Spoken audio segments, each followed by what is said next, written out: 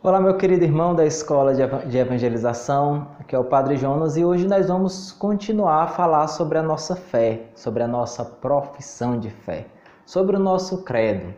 Bem, nós já tínhamos falado na formação anterior que a nossa fé é baseada em um tripé. Nossa fé se baseia na Palavra de Deus, se baseia no magistério e se baseia na tradição. Porém, o que acontece? Na nossa profissão de fé, não tem isso. Então, como é que pode? Se isso não está na nossa profissão de fé, é como se a gente não acreditasse nisso? Não. Isso está incutido em um único artigo da nossa fé. Nós cremos na Bíblia, na Palavra de Deus, com toda certeza, mas a Palavra de Deus não está na profissão da nossa fé. Está, mas não com este nome. Nós cremos no magistério, no ensinamento dos apóstolos, mas isso não está no nosso credo formulado. Nós cremos em toda a tradição que foi passando dos apóstolos, que foi passando para os padres da igreja, para os monges, para todo o povo de Deus durante uma longa história de fé e de igreja que nós temos. Mas nada disso está formulado. Aliás, isso está formulado em um único artigo. Qual é esse artigo da fé, então, que nós vamos falar hoje? É o artigo da igreja. Nós cremos na igreja. E por que nós cremos na igreja? Nós cremos nos apóstolos que a fundaram e na tradição que eles transmitiram. E porque nós cremos na igreja, nós cremos no magistério, no ensinamento desta igreja. E porque nós cremos na igreja, nós cremos na palavra de Deus, que foi nos dada por ela. Eu acho que isso ficou claro na formação anterior. Então, este aqui é um problema. Por quê? Porque é um problema? Porque algumas pessoas pensam assim, não, a igreja não é importante não, o importante é crer em Deus. Não, é importante crer em Deus, mas é muito importante crer na igreja. Por quê? Porque assim Deus quis. Se você pegar o parágrafo 1º do Catecismo, nessa parte, na seção 3, no artigo 9, vai dizer o quê? Vai começar dizendo o seguinte: existe um desígnio de Deus em relação à igreja. A igreja, ela foi pensada desde sempre. Ela não é... A gente também precisa entender a igreja, é porque às vezes a gente tem uma ideia muito pobre de igreja. A gente pensa que a igreja é aquela construção que tem lá no endereço tal, que a gente ia lá na missa e uma catedral. Não, é muito mais do que a construção. A igreja é todo um organismo espiritual e vivo. Um organismo que tem suas hierarquias, porque é um organismo concreto, humano. Um organismo que tem as suas estruturas de igreja, que tem os seus templos. Um organismo que é composto de corpo e membros. Portanto, nós temos aqui na igreja uma realidade de Jesus, que é a cabeça da igreja, e nós somos os seus membros. Isso é São Paulo que diz. Assim ele define a igreja na diversidade dos carismas, dos dons. A igreja é um organismo vivo, no sentido de que ela não morre também, ela entra na eternidade. Então, a igreja, ela existe na dinâmica desse organismo de igreja. A gente pode dividi-la em 3 partes, em igreja militante, igreja peregrina, que somos nós que estamos aqui caminhando no deserto da vida, caminhando em sentido a Jerusalém Celeste, que é uma outra imagem de igreja. Aliás, é um outro estado de igreja. Igreja como nós, mas já gloriosa. Inclusive, este é o segundo tipo de igreja, vamos dizer assim, o segundo estado de igreja. O primeiro é a igreja peregrina, caminhante. A segunda é a igreja gloriosa. A igreja formada pelos anjos e pelos santos que já estão lá, contemplando a Deus face a face. E existe um outro estado de igreja, que é a igreja padecente. Quem é que compõe essa igreja padecente? São as almas do purgatório. São aquelas pessoas que já faleceram, mas que não estavam ainda em um estado de graça suficiente para chegar ao céu. Então elas passam um tempo, lógico que a gente precisa entender um tempo fora do tempo, né? Porque, enfim, existe uma dimensão após a morte que é atemporal, mas a gente só consegue entender assim, formular assim. Basta por enquanto a gente saber que não é tempo, como nós entendemos, mas que a gente fala em forma de tempo. Então, eles ficam um tempo no purgatório, que é o quê? Como uma antessala do céu, como um tempo onde ele vai estar purgando, onde ele vai estar se purificando para poder contemplar a face de Deus. E o purgatório já é assim aquela certeza do céu, já é assim aquela entrada, aquela porta de entrada quase no céu. É uma antessala, alguns padres gostavam de falar assim. E o que é esta antessala? É aquele tempo que eu fico ali na expectativa, sofrendo. Por quê que eu estou sofrendo? Porque eu ainda não estou gozando da alegria celeste que eu já poderia estar gozando. Mas a gente vai gozar mais na frente. E aí entra também uma realidade muito importante, já que eu já falei desse antigozo, que a gente não pode usufruir estando ainda no purgatório. A liturgia. O que é a liturgia? Alguns padres da igreja falavam que a liturgia é o antigozo do céu. É a celebração celeste. Algo de totalmente divino, de totalmente futuro, que nós já gozamos, já experimentamos aqui, em alguns momentos, em algumas celebrações. Então, meus irmãos, o que é importante a gente saber? Essa é a nossa profissão de fé. E a gente, primeiro, preste atenção, nós não podemos abrir mão dessa profissão de fé. Isso aqui é uma verdade de fé. O que nós cremos porque nós temos uma igreja que nos ensinou a crer. Nós não podemos ir na onda de muitos evangélicos que dizem assim, não, a igreja não salva ninguém. Não, está errado. Isso não é coerente com a nossa doutrina. A nossa doutrina, a igreja é salva, a igreja é instrumento de salvação. Jesus, ele passou pelo mundo salvando, expulsando os demônios, curando os enfermos, ouvindo o povo, tendo compaixão do povo. Mas depois que ele foi, ele deixou um povo.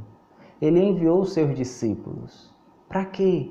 Para continuar a sua ação. Então Jesus continua agindo na igreja, através da igreja. Por isso que a igreja, ela é, por definição, que é um sacramento de salvação. Ela é um sinal no meio do mundo, tantas vezes assim perdido. A igreja é um sinal de salvação. E ela é um meio também de salvação. Por quê? Porque Jesus, ele vai agir por meio dela. Então, a igreja, primeiro, ela existem algumas denominações de igreja, que é importante nós falarmos aqui. A igreja, ela é a eclésia. O que é a eclésia? É aquela assembleia do povo, o povo reunido. Este povo reunido que designa, muitas vezes designa uma assembleia litúrgica, de um povo que eleva um culto a Deus. E esta eclésia, ela é sempre usada nesse tom religioso mesmo. É uma palavra grega.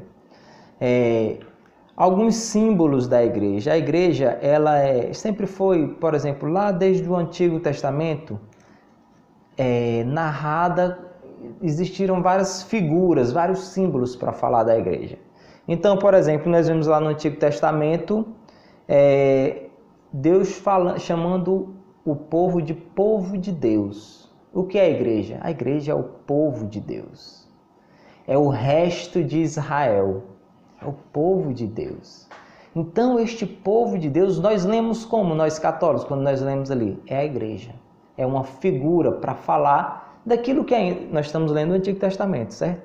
E aqui no Antigo Testamento nós já estamos com uma figura já expressando, tá já entendendo o que virá a ser a igreja depois que Jesus nos entregá-la. Nós vamos falar sobre essa entrega de Jesus mais na frente. A igreja é o redil do Senhor. Ele mesmo, Jesus mesmo, se apresenta como nosso bom pastor. E nós somos o quê? Nós somos as suas ovelhas, nós somos o seu rebanho. Aqui existe o redil do Senhor. Uma outra figura que Jesus interpretou nós somos o aprisco. A igreja é o aprisco. É o quê? Aquele lugar onde as ovelhas ficam guardadas. A igreja é também, no Antigo Testamento, aparece muitas vezes também no Novo, a lavoura do Senhor, o campo santo, é a vinha do Senhor, que Deus, com todo cuidado e carinho, cuida, rega, protege.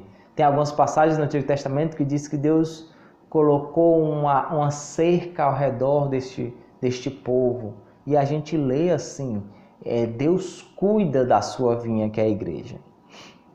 A igreja, ela é também a construção de Deus, porque Deus está edificando, e aqui a gente lembra de uma obra nova que ele realiza. Existem também a igreja chamada de esposa imaculada, porque a relação entre Deus e o seu povo sempre foi narrada, simbolizada entre a relação entre um esposo fiel e uma esposa muitas vezes infiel. E a igreja é o quê? É essa esposa do Senhor, muitas vezes infiel, mas que espera ser como a esposa lá do Apocalipse, perfeita, bela, adornada, sem ruga e sem mancha. Aí lá onde nós vamos celebrar e entrar na Jerusalém celeste, que também é uma linguagem do Apocalipse. A igreja, ela é prefigurada, por exemplo, lá no Gênesis. Você já viu lá no Gênesis aquela arca da aliança? E o que é aquela arca da aliança? Aquele grande navio, aquela grande barca que no meio do dilúvio, no meio daquela tempestade toda, salvava alguns, levava o povo a uma nova origem, a uma nova vida. Que barca era essa que continha aquela pomba que saltava e que expressava o nível das águas do mar? E que pomba é essa? A pomba do Espírito Santo que está aqui. Por quê? Porque o Espírito Santo está aqui agindo na igreja. E aí a gente só pode lembrar também da barca, que é um dos títulos da igreja, a barca de Pedro.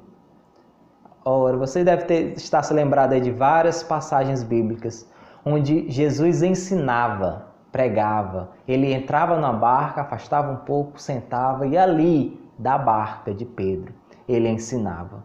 Ali da barca de Pedro ele pregava. Ali na barca de Pedro ele dormia. E ali na barca de Pedro ele fazia a tempestade se acalmar. Por quê? Porque Jesus naquela barca está no leme. O que significa isso? Ele está na direção daquela barca. Por isso a igreja ela é prefigurada assim. Existe um projeto, aliás, deixa eu falar de outra passagem bíblica que é muito interessante.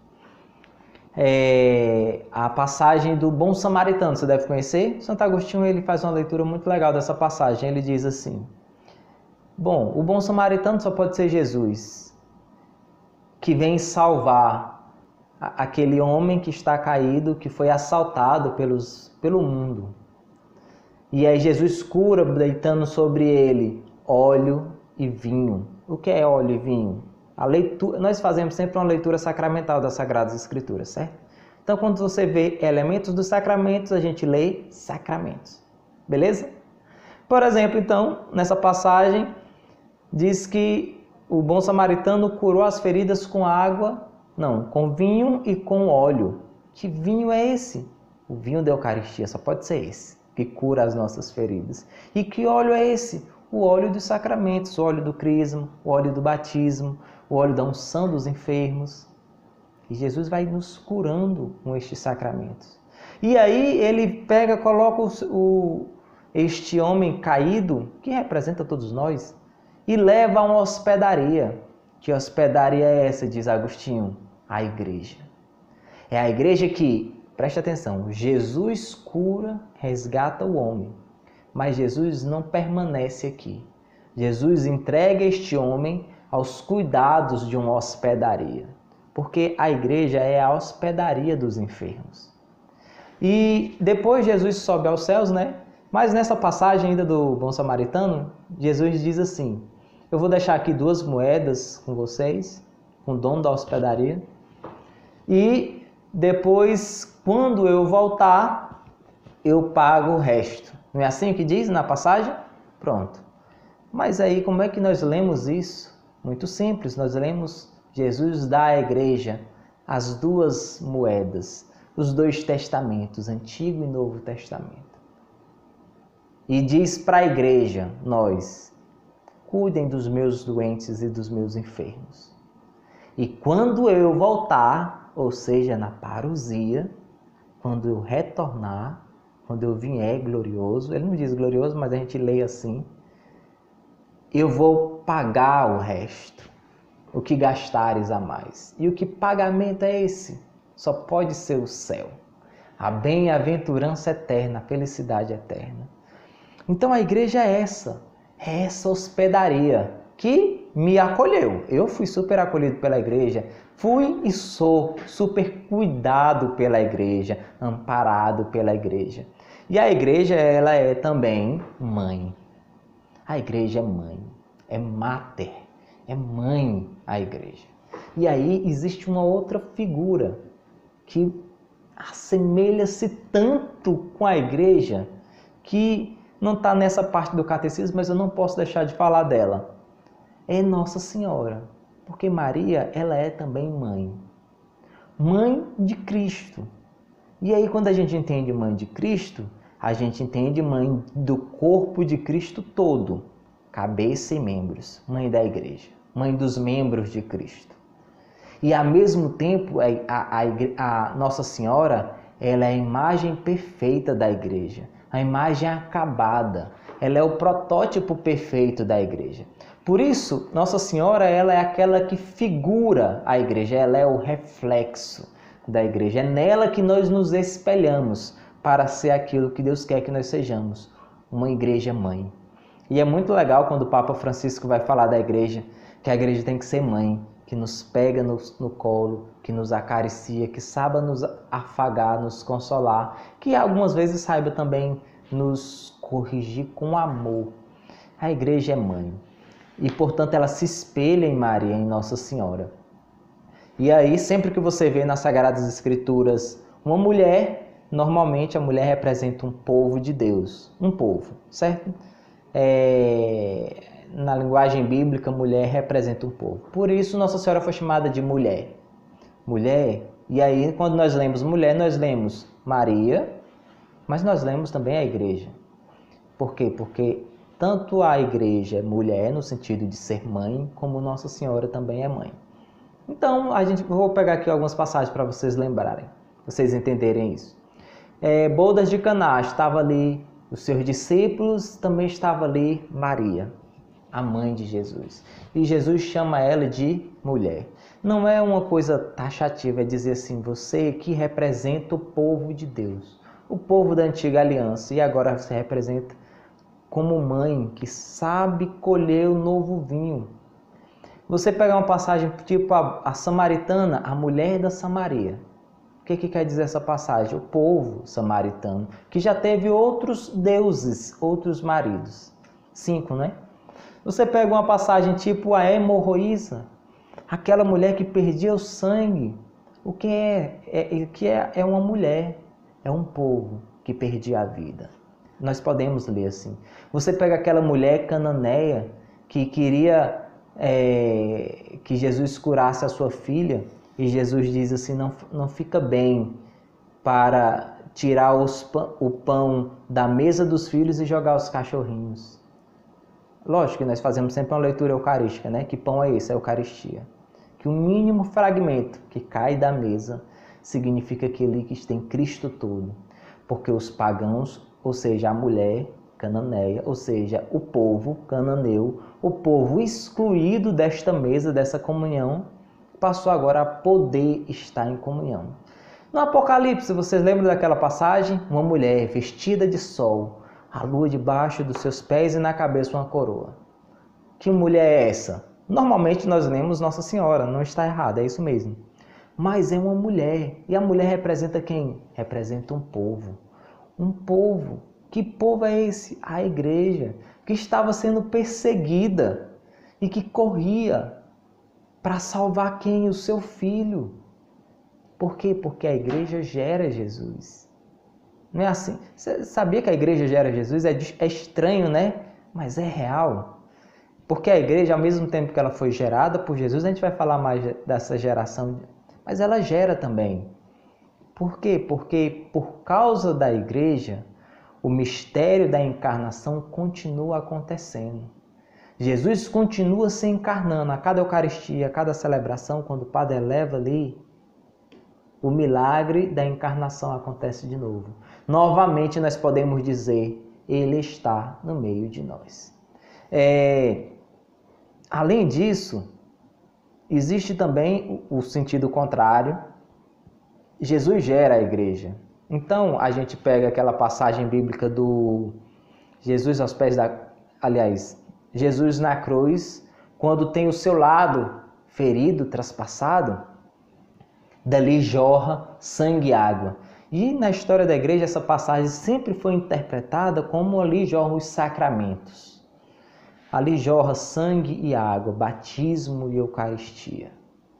Ali jorra os sacramentos e dali, do seu lado aberto, nasce a igreja. O São Paulo, ele sempre fala que Jesus é o novo Adão. Pois bem, preste atenção. Lá no Gênesis, na origem, do sono de Adão, vocês lembram dessa passagem? Deus mandou um torpor sobre Adão. Do sono de Adão, Deus tira da sua costela, do seu lado, Eva, a sua esposa, a sua mulher. Assim também, do sono de Jesus, Jesus já estava morto, certo? Do sono de Jesus, isso aqui é um dos padres da igreja, eu não lembro agora quem faz essa leitura. Do sono de Jesus, do seu lado é retirada a igreja. Nasce a igreja, porque Jesus gera a igreja. E Jesus dá a igreja a nós. Por isso a igreja ela é fundada por Cristo. Fundada primeiro porque nasce dele, nasce do seu lado, mas fundada também porque ele a instituiu. Jesus instituiu apóstolos, Jesus instituiu a Eucaristia, Jesus instituiu os ministros da Eucaristia, não os ministros extraordinários, padres, né, os bispos. Quando ele diz assim, fazer isto, na última ceia, fazer isto. Ele está aqui instituindo, está dando uma ordem. É para vocês fazerem, celebrarem isso aqui desse jeito. Em minha memória. Então a igreja ela é essa instituição física, material, mas um organismo vivo que conduz, que faz com que Deus possa agir na história. Aliás, faz com que Jesus, Deus, possa continuar agindo. Porque Jesus, ele salvou? Salvou, mas ele continua salvando. Jesus resgatou? Resgatou, mas ele continua resgatando. Jesus fez o bem?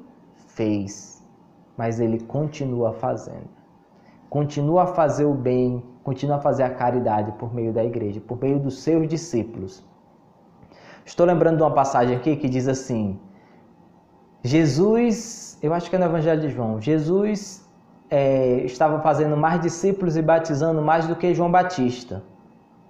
Aí tem em algumas Bíblias aparece entre parênteses, se bem que não era Jesus mesmo que batizava, eram os seus discípulos. O que nós entendemos com isso? Muito simples. Quando a igreja batiza, Jesus batiza. Quando a igreja celebra, Jesus celebra. Quando a igreja salva, Jesus salva. Quando a igreja cura, Jesus cura. Não existe distinção. Existe uma continuação do agir de Cristo que passa pelo agir da igreja. Existe um projeto nascido lá do coração de Deus Pai. No catecismo vai dizer que a igreja ela foi pensada antes da criação, porque Deus já pensou no homem pensando na igreja, porque pensava na comunhão de um povo. Por isso a igreja ela é prefigurada desde a origem do mundo. A igreja ela foi preparada lá na antiga aliança.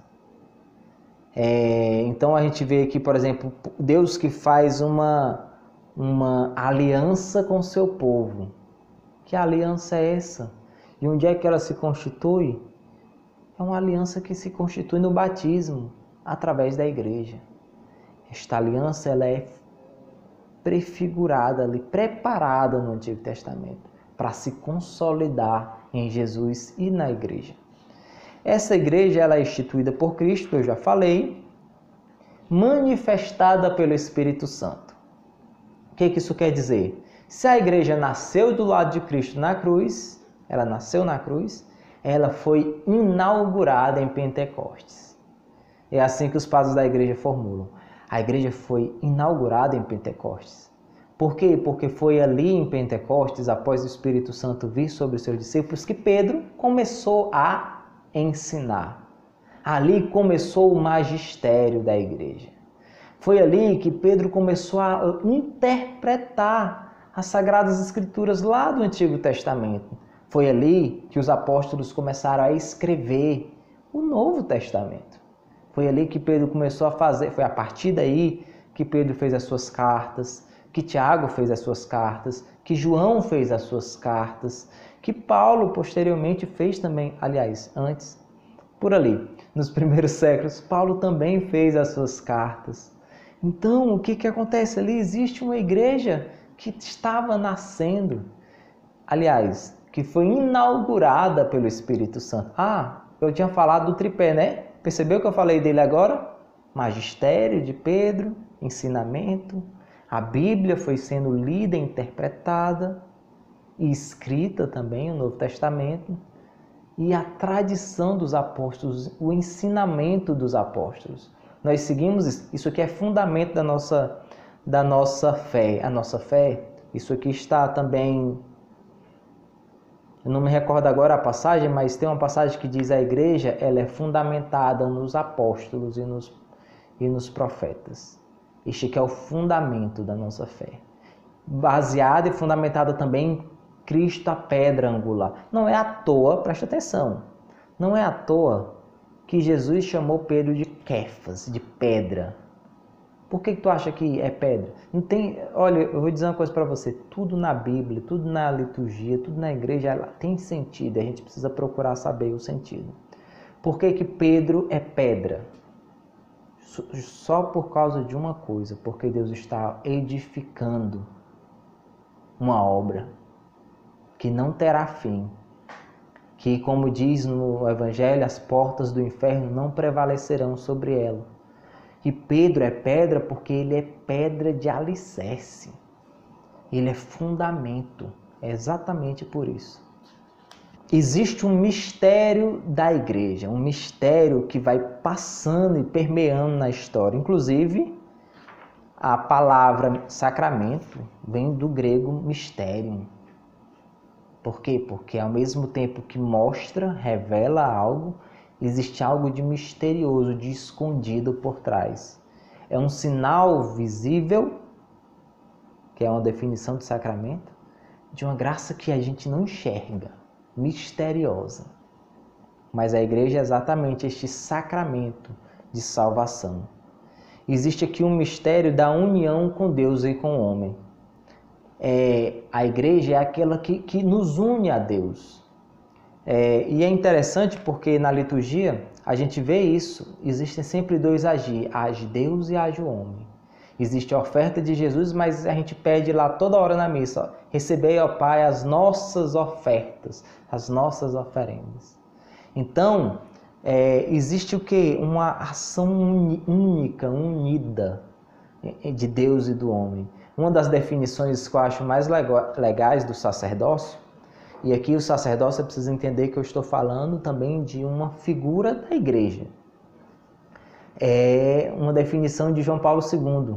Diz que o padre, quando ele vai ser ordenado, e eu me lembro disso, que tem pouco tempo que eu fui ordenado, e é uma parte muito emocionante, quando a gente se prostra, ali no início da celebração, a gente se prostra para receber a ordenação e o Papa João Paulo II diz que o sacerdote é um homem ponte, se torna uma ponte. Geralmente ele fica deitado, prostrado, entre a nave, que é o lugar que o povo fica, e o presbitério, que é o lugar dos presbíteros, mesmo onde está o altar, o sagrado, que normalmente é um lugar até mais elevado. E aqui ele diz que o sacerdote se torna essa ponte que une céu e terra, onde o homem pode chegar e ir ao encontro de Deus. O homem passa a ter acesso a Deus por ele. E ao mesmo tempo, Deus, por este homem, tem acesso ao homem. Deus vem, Deus se encarna, o céu desce. Ao mesmo tempo, nós somos elevados. Não é isso que nós dizemos na liturgia? Corações ao alto. Então, o sacerdote é esta ponte. E aqui eu estou falando do sacerdote, que João Paulo II fala, mas a gente pode usar também essa imagem para pensar na igreja. O que é a igreja? A igreja é essa ponte que liga céu e terra. E essa palavra liga é importantíssima para nós entendermos a igreja. Por que é importante? Porque ela está no Evangelho. Jesus disse isso para Pedro. Tudo que ligares na terra será ligado no céu. E tudo que desligares na terra será desligado no céu. Então existe um poder, quer dizer, um poder, uma função de ligar, de unir céu e terra. E também de expressar o que não está em unidade com isso. A igreja, ela é, portanto, o sacramento universal da salvação. E aqui a gente precisa entender. O que significa essa palavra sacramento universal? Porque a igreja, ela é católica. Católico significa exatamente essa universalidade. Ela é uma igreja que precisa estar espalhada no Brasil e no mundo inteiro. E é muito providencial eu estar aqui numa parede que tem um mapa mundi atrás. É uma igreja espalhada em todas as terras, em todos os territórios. Aliás, não só nas terras, mas também no céu. Por quê? Porque ela é universal, ela é uma igreja enviada a todos os povos e aberta a todos os povos. Diferente das grandes religiões que nós temos, aliás, que existem no mundo, né? As três grandes religiões é o cristianismo, o islamismo e o judaísmo. Essas duas outras religiões, elas estão muito ligadas a uma terra, a um território, a um povo no sentido de origem, de sangue. E nós nunca nos entendemos assim, por isso que nós saímos a evangelizar o mundo inteiro. E quando nós dizemos evangelizar, nós não estamos dizendo em fazer com que a nossa raça cresça. Nós estamos fazendo com que que o evangelho chegue às outras pessoas. Chegue, porque a igreja, ela se apresenta como esta mãe universal, mãe de todos os povos. A igreja é em Cristo como que o sacramento ou sinal e instrumento da íntima união com Deus e da unidade de todo o gênero humano. O ser sacramento da união íntima dos homens com Deus é o primeiro objetivo da igreja. Diz o Catecismo da Igreja, artigo 775. Quer dizer, esta união íntima dos homens com Deus este que é o objetivo primeiro da igreja. Ser instrumento, ser sinal desta união. Fazer com que Deus e o homem possam novamente, você lembra lá do Gênesis? Andar de mãos dadas. Fazer com que Deus e o homem possam novamente andar de mãos dadas. Resgatar este homem que sofreu o pecado. Esta é a missão da igreja, este é o objetivo da igreja. A igreja nasceu para evangelizar. Existem outras definições de igreja que eu acho que não dá para a gente entrar aqui. Vocês vão ter que ler aí no catecismo em outro momento. Mas a igreja, ela é povo de Deus, é corpo de Cristo. Sabia que tem toda uma reverência ao corpo de Cristo? Vou terminar falando disso. O corpo de Cristo, eu estou falando aqui, o corpo de Cristo, lógico, você já deve estar pensando aí, eu estou falando da Eucaristia. Muito bem. Mas não é só da Eucaristia, mas vamos falar primeiro da Eucaristia. A Eucaristia é o corpo eucarístico de Cristo. Quando nós falamos do corpo de Cristo, nós estamos falando de 3 realidades, certo? Existe a primeira realidade, que é o corpo físico de Cristo. Ele passou aqui, teve um corpo. E tem marcas deste corpo, no sentido de que históricas. Pessoas viram, falaram com ele conversou, ele curou, ele tinha um corpo físico, que foi assunto aos céus, foi elevado aos céus, que subiu aos céus. Mas que teve um túmulo, teve uma cruz, teve um contato físico. Este é um aspecto do corpo de Cristo. Existe um outro aspecto do corpo de Cristo, que é o aspecto eucarístico. O corpo de Cristo é a Eucaristia. Não é assim que nós falamos? Corpo de Cristo, a gente até diz amém. Então, o corpo de Cristo eucarístico é este corpo, este pão que se torna carne. É esta presença real, esta presença eucarística de Cristo. Jesus está aqui no seu corpo, sangue, alma e divindade. Ele todo, ele total.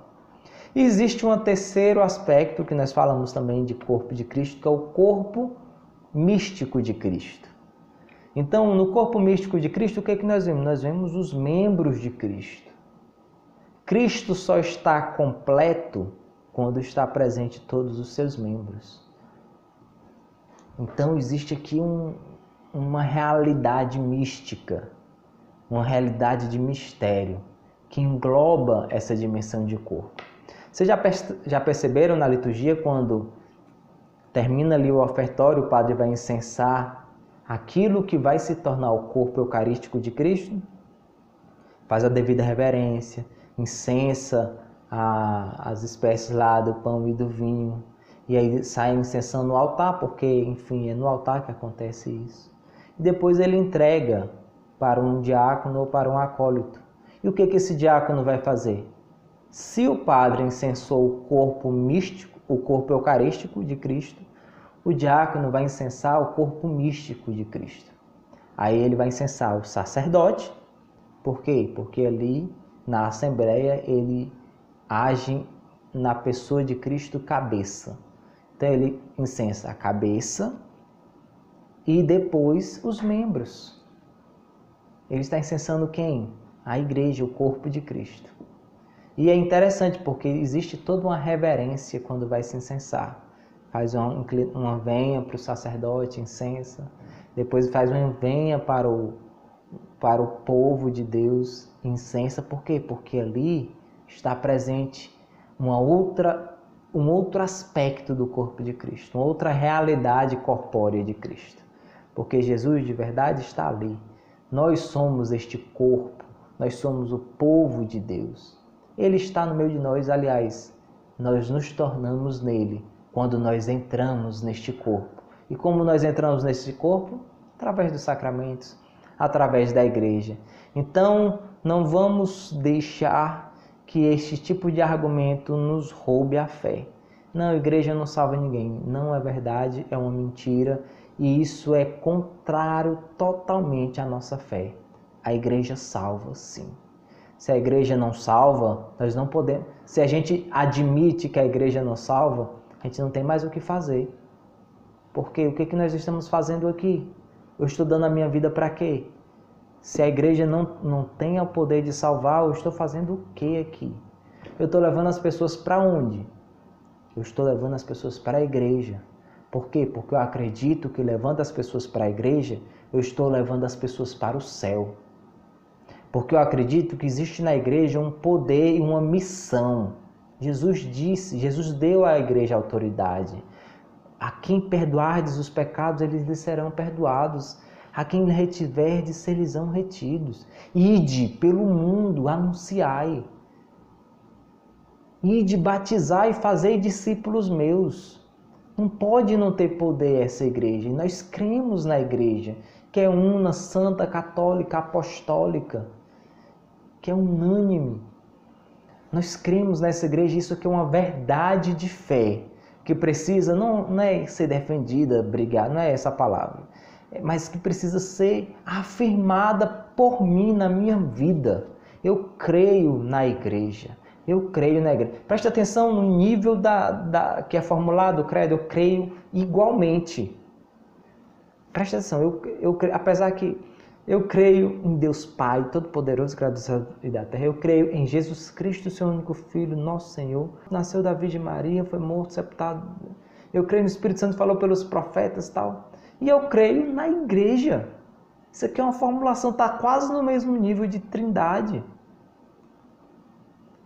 Não está assim, é porque alguns teólogos falam que esse na igreja é porque eu creio dentro da igreja. Mas, seja como for, existe uma profissão de fé na igreja, que ela precisa ser vivida e que nós não podemos estar alheios a ela. É a igreja que salva, é a igreja. Eu sei que Deus tem seus desígnios, Deus tem... Tem um teólogo chamado Calhoun que ele diz assim, a graça chega onde a igreja não chega. E isso é verdade. Isso é verdade. Isso não quer dizer que a pessoa só vai ser salva, só vai para o céu se estiver na igreja católica, não. Isso é verdade. E a gente acredita nisso. Mas o modo ordinário, o modo comum de Deus salvar, com toda certeza é na igreja. É aqui, é este lugar, é nesta hospedaria, é nesta barca que Deus quer salvar a humanidade. É aqui. Nós precisamos acreditar nisso não só intelectualmente, nós precisamos acreditar isso com o coração, como quem ama aquilo que crê. Nós cremos na igreja, nós depositamos nela a nossa fé. Nós investimos nela o nosso tempo, o nosso dinheiro, a nossa juventude. É na igreja, nós temos que ter amor pela igreja, amor pelo Papa, amor pelos bispos, amor por cada batizado, amor pela humanidade inteira que deveria estar dentro dessa barca. Nós precisamos professar nossa fé com vigor, com amor, com empolgação. Eu creio na igreja porque ela é instrumento real, concreto de salvação. Então, como eu falei, preste atenção nessa frase dos Atos dos Apóstolos, quem crê e for batizado será salvo. Como é que a igreja não é instrumento de salvação se precisa ser batizado para ser salvo? Eu quero aqui dizer que quem não foi batizado, sei lá, um índio, alguém que está num país, num continente que não tem fé cristã e que desconhece a fé e não foi batizado, vai para o inferno, não posso dizer isso. Eu não posso dizer isso. Mas eu posso afirmar com toda a convicção que o batizado é salvo. Eu posso afirmar com toda a convicção que aquele que recebeu a Eucaristia está em comunhão plena com Deus.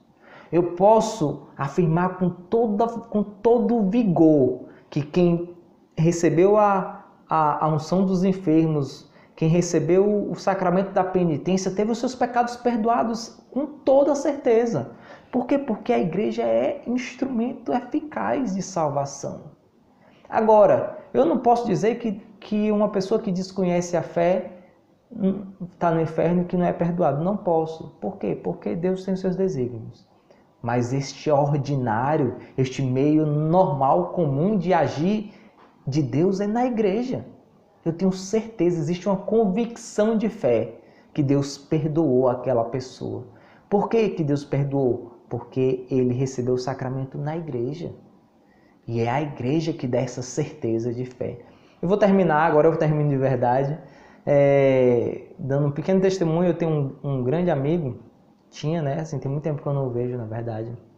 Kleber é o nome dele. E quando a gente era jovem, assim, 16 anos, estudava com ele, e até menos idade. E ele era evangélico e a gente era muito próximo, assim, a gente brincava e no final das contas a gente até se admirava, porque ele achava bonito ao meu segmento de Cristo na Igreja Católica, porque ele não conhecia católico que vivia a fé.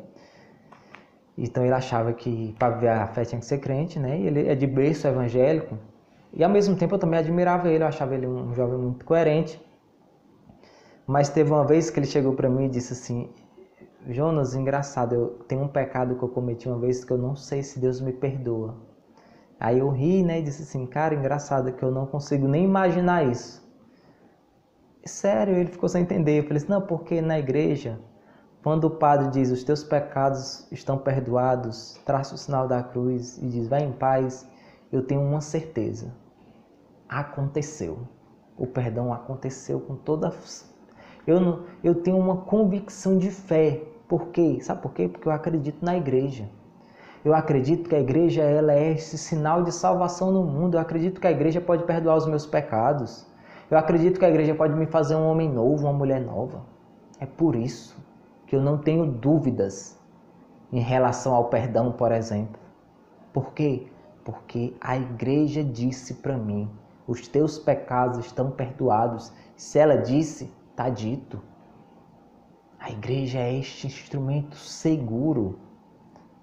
A gente fala do sacramento, e a igreja sacramento, todo sacramento existe uma palavra que eu quero acrescentar, é um sinal visível de uma graça invisível, mas é um sinal visível e eficaz de uma graça invisível. Se aconteceu, não pode não ter acontecido. A igreja é esse instrumento eficaz da ação de Deus no mundo, da salvação de Deus no mundo. Meus irmãos, vou terminar por aqui, que eu já estou me empolgando, mas eu queria só lhe convidar você a, de verdade, amar a igreja, professar a fé na igreja e anunciar a fé na igreja. Porque é dela, é nela que nós aprendemos a rezar, é nela que nós aprendemos a ter fé. Então, até a próxima. Shalom.